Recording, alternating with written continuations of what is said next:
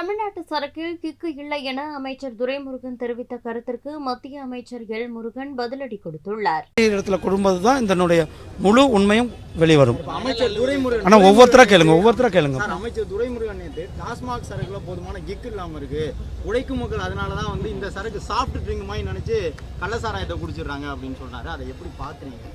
இது எல்லாமே திமுக காரங்க ஏதோ மக்களை கேலி கூத்து செய்கிறதா தான் நான் பார்க்குறேன்.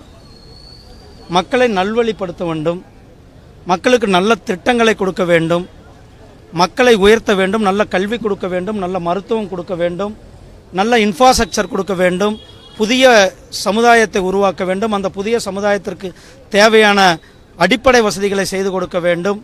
தலித் மக்களுக்கு இன்றைக்கு கூட பல பகுதிகளில் சுடுகாடு இல்லை.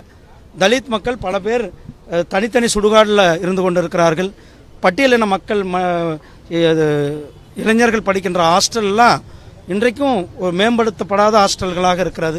இதையெல்லாம் அவர்கள் முறைப்படுத்த வேண்டும், கவனம் வளர்ச்சியில் செலுத்த வேண்டும் ஒழிய கவனம் மதுல இருக்கக்கூடாது என்பதுதான் என்னுடைய கவனம்.